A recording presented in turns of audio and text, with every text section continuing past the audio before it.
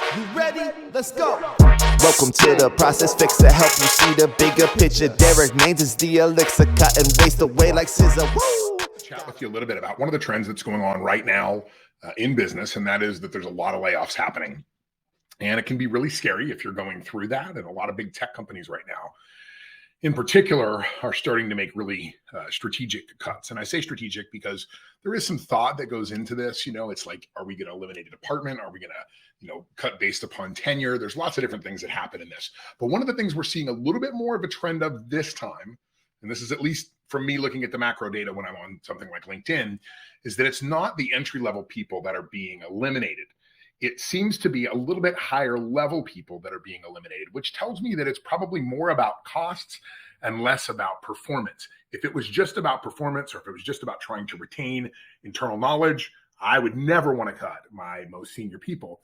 But when you look at your LinkedIn feed and you look at the people that are being affected, what you're finding is that they do tend to have a little bit more tenure. But that also means that they've got a lot more opportunities. Now, they might be in their industry because of the way that things have worked over the last few years. Their salary might be a little bit inflated compared to what the market value is right now. So I think some people are starting to see that, and they're starting to say, hey, if I was making 150 at my last job, I'm looking at jobs and they're like 120. And that might be a problem. They might have to say to themselves, I got to get real here about what's going to happen in the marketplace as things sort of adjust, especially when inflation is higher and then wages are falling in that category. That can be a hard pill to swallow. So I am hearing more and more and more people saying they'd like to consider consulting, but that's being an entrepreneur. That is a very tricky endeavor. I have done it for a little over 15 years, so I think I have a little bit of experience in it. I would say I've done it really, really poorly for about 14. And I think I've finally figured it out in the last year. So let me see if I can give you some advice and some of my opinions and tell you some stories about the challenges that I experienced with starting in consulting and how I have over time, I believe, gotten myself into a really good position where consulting really works for me and for my life. So first and foremost, I think the biggest mistakes that I made when I started out is I tried to be a jack of all trades. I was relatively good at 5 or 6 different things. I was pretty good at process. I was okay at sales. I had some marketing knowledge. I had a little bit of finance knowledge. I had raised money for companies before successfully. I had pitched on stage to many investors before. So I had all of these different diverse set of skills. And what I was trying to do was trying to find businesses where essentially they were almost like bringing me on as an employee. Even though I was a consultant, I could do enough things that the CEO would sort of assign me projects as needed. And unfortunately, I found myself in a lot of roles where I wasn't doing the strategy type work, the higher level impact work that I wanted to do. Unfortunately, was getting stuck in a lot of tactical things. And there was very, very little impact in that. It was like I was being an extension of the entrepreneur or the CEO instead of actually being somebody who was helping advise them and lift them up. And I think because of that, I didn't gain the respect that I needed inside those organizations. And I don't think I had the clout to help the CEOs make decisions. So I tried to refine myself. I tried to only stick with the things that I felt like I was an expert at. So that's really the first lesson I would tell you. Really look at your skill set. There's skills assessments online. You can look at your background. Figure out the things that really give you energy. And what I mean by that is I want you to imagine yourself for a moment as a superhero in business. And I want you to think, what is that one thing you have? Is it X-ray vision? I think that's what I have, X-ray vision. I have this uncanny knack to look at processes and systems and very, very quickly be able to see inefficiencies in them. And sometimes it's within minutes, and I could talk lots of stories about times I've gone in to meet with a CEO and just walked through his office, and I'm like, here's 10% improvement in your efficiency of your whole place if you just make this one change. And they're like, how in the world did you see that? I've been sitting in this desk for 20 years. So I have this incredible X-ray vision where I can see these kind of things, I can identify them, and I can figure out ways to fix them. So I've got that is my skill. What I'm not really good at, my kryptonite, is really detailed tactical work. It's hard. If it's data, yes. I love quantitative things. I don't particularly like qualitative things. So I have learned over time to get very, very focused. And when somebody calls me now and says, hey, we'd like you to do this kind of work for us, if it is not exactly that, I always, always, always say no. And I always say no because I know what will happen. I'll do it adequately. It will be okay. But in the end, I won't get the result that the client wants. And what I want is big, impactful, quantitative results. Anybody that works with me knows I'm very, very big on taking credit for how much money we save. We're really big on this. we will actually almost make it a joke. It's like, hey, we'll find an opportunity and it'll be worth, $500,000, and we'll right away start to talk about, hey, look, this is the value that we bring to you. We have found this $500,000 opportunity that we're going to work together now to address. But we're constantly quantifying the work that we do to the people that we report to. Every time I'm going to a meeting with a CEO, I have a dollar figure that I'm talking to them about. Hey, we found this $68,000 inefficiency. We found this $13,000 place where we were overbilled by a client. Or by a vendor. We're always focusing on quantitative. So that's the first thing I would tell you to do. Get super focused. You do not hire consultants to be generalists. You hire consultants to be specialists. I hire consultants every single month online, and I'll talk a little bit about where I find them because I think there's an opportunity for you. But I'm always looking for specialty. I want somebody that understands how to use Microsoft Project in an enterprise situation where we're in construction. Well, that's a very specific thing. And I'm willing to pay a couple $100 an hour to find that person and spend an hour with them. So that's the first thing I would tell you to do. The second, I think, is tied to that. Highest and best use of your time. You have to drill this into your head. I'm only going to do the things that are the highest and best use of my time. Can I do invoicing in QuickBooks? Absolutely, I can. Should I? Never. Absolutely never. I get it when you first start out, you got to sort of set things up. Get a bookkeeping firm. It's like $600 a month to have somebody run your books for you. Why in the world would you do it? And it's going to take you 10 hours to do it when it's going to take them 2 hours to do it. So put a value on your time. I'm really big at valuing time. I am all about this idea of trying to figure out what the value is of time. So if I want to be billing, let's say $250 an hour, of course, my board's going to act up on me. If I want to be billing $250 an hour, and I can hire somebody to do an hour's worth of work for me for $20, well, then I'm really $230 in the positive. I have $230 more capacity to work off of if I hire that person to help me. If that person's $125 an hour, well, same thing holds true. So I'm always looking at when I'm trying to figure out what I want on a rate. Again, highest and best use. I'm always trying to do the things that are the most valuable. But this comes to another piece of setting your price.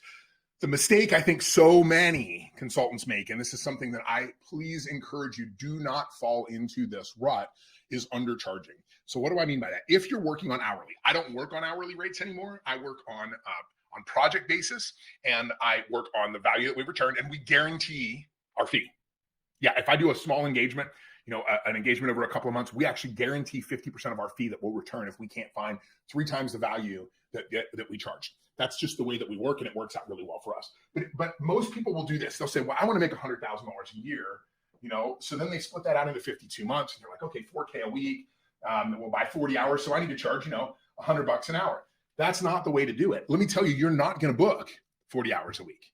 You're absolutely not going to book 40 hours a week. You might work 40 hours a week, but you're not going to find 40 hours of billable time for your clients every week. So what you have to do is work off of 12. This is the way that the mistake that I made and why I worked my tail off for so many years is I actually now think about how much money do I want to make? And then I figure it out by a 12-hour week. And I say, okay, if I want to make, $20,000 a month, then I have to divide that by 48, 12 hours times 4. That's how I'm figuring out what I need to make. And then I use that same equation to figure this out. Now, I might have to do the QuickBooks and that kind of stuff at first when I first get started because I don't have a lot of cash reserves. But as I grow bigger, as I get beyond that 12 hours a week, when I book 14 hours a week, now I'm taking those dollars and I'm putting them over and I'm figuring out how to get a bookkeeper and how to get a social media person and how to do all of these kind of things so that I can keep capacity so that when a customer calls and has an engagement for me, boom, I can move really, really quickly and engage with them. So we've talked about a couple things up to this point. We're going to talk about one more. First, focus on what you are an expert at. Second, highest and best use of your time. Try to do absolutely nothing that can be done for less by somebody else. And the last piece is set your price, right? Work off of a 12-hour work week. Understand that there's going to be lots of back of the house things. There's going to be business development. There's going to be social media. There's going to be a lot of things that are going to demand your time in that first 6 to 12 months. So you have to figure out working on a 12 billable hours a week. Can you cover your costs for your business? And then you need to look at once you hit that and once you're okay, don't start taking extra money out of the business, but start devoting it back into trying to get you time back so that you have more and more flexibility and ability to work with more and more clients. You also might just start to make a lifestyle business. That's what I do now in my consulting firm. I've been really pressed over the last couple of years of saying, do I want to continue to grow this thing up or am I just content? Am I content working, maybe 25 hours a week? And when I say working 25 hours a week, this is the problem with consulting is it's very difficult to bill by the hour. So I usually don't suggest that you try to do it. It's hard when you're first starting out because that's what people feel like that they're, they want to be able to work with, but you want to work away from that eventually. And the reason is because, it is value. It's about value. It's not about hours. It's about providing value to your customers. And it's really about, finding the best solution for them. And sometimes I will tell you, I work more in the shower. I work more laying in bed at night when I'm out at a dinner with somebody. I'm constantly thinking about my customers, and I'm trying to put pieces together throughout the day. I was at dinner last night. I went to an improv class last night, which was pretty cool. First time I've ever done that. And then afterwards, I went out for beers with a few of the folks. There were 2 or 3 things that when I was out at beers, I literally wrote down. It took me 10 seconds to write it down, but they would say something and I would be like, bam, that's a solution for one of my customers. I'd hurry up and jot it down. I got home, I started working through the notes. So I'm like, this is 11 o'clock at night and I'm out, I've had 2 beers and I'm still thinking about my clients and I'm still working for them. I couldn't charge them for that. What would I do? Say, 8 minutes here, 4 minutes there? No, I just try to work off value based. But again, it does take some time to get there. Finally, where do you start? Everybody thinks that you got to go out and knock on doors and network and do all this kind of stuff. This is not the world we live in today. The world that we live in today is virtual, it's online, it's international, it's everywhere all the time. Fiverr, Upwork, these are the places where I hire consultants. I think I was looking the other day, I've hired 166 projects on Fiverr in the last couple of years. I have a consultant on Upwork right now. I have 5 different consultants that I work with through Fiverr. And these are for really little things. Sometimes it's like, I need to optimize a YouTube channel. Is there somebody out there that knows what they're doing? I'll go onto a place like Fiverr and find some kid who has 20 million views in the last 2 months. And I'll pay him $250 and he'll jump on my account with me. We'll get on Zoom. I'll share my screen. He'll be like, oh, bro, you're screwing this up. Move this over here, do this, change this. And I'm just recording it, writing everything down. And then afterwards, I take all that information, that $250 that I paid that guy. Now I can get $25,000, $50,000, $100,000 worth of information that I can go out and disseminate to my clients. So these are really the 4 things that I want you to think about. And I'm going to repeat them once more because I believe it's really important. If you're at this junction, first, focus on what you're great at. Next, make sure you're thinking about the highest and best use of your time. I don't cut my own grass. I pay somebody to cut my own grass. Could I? Of course I could. But they're professionals. They're going to do it faster. I value my time more than what I pay them. So that's why I use them. Finally, set your price and work off of a 12-hour week. Understand that not all your hours are going to be billable. You're going to work 60 hours a week for a while, and you're going to look back and be like, I only bill 12 hours to my customers. That's one thing to think about with price. The other thing with price is this, and this sort of plays into the Fiverr thing. So set up an account on Fiverr, set up an account on Upwork, talk specifically about what you do. You can have 3 different profiles. I can help you interview better for your job. I can show you how to use Microsoft Project. I can show you how to set up your first customers in Salesforce. Whatever those things are that you're good at, put those things out there, but put them at a really low price to start. I don't know, maybe $50 an hour, $30 an hour, $20 an hour, whatever that is. Do that. Get 4 or 5 customers, then raise your price, right? Get 4 or 5 reviews, raise your price. Get 4 or 5 more reviews, raise your price. 4 or 5 more reviews, raise your price. Keep raising your price until you reach a point where people aren't booking you, and then back your price back down. So just work it like an elevator. And then when you hit the peak where you're like, okay, $250 an hour for this service is the maximum that people will pay, then you start moving down. Now you're 225, now you're 200. Find that perfect value and test it repeatedly over and over and over.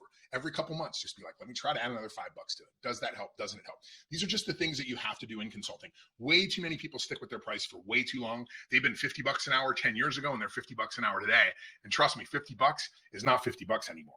You ready? Let's go. Welcome to the process fixer. Help you see the bigger picture. Derek Maines is the elixir. Cut and waste away like scissor. Woo! Got a problem, he can solve it. He's an expert with the process, so for sure you'll see a profit. Bottom line profit. Analyze the work your people doing every day. Expose the inefficiencies getting in the way. Advise you how to automate, outsource, abbreviate, eliminate, innovate. Now there's more food up on your dinner plate.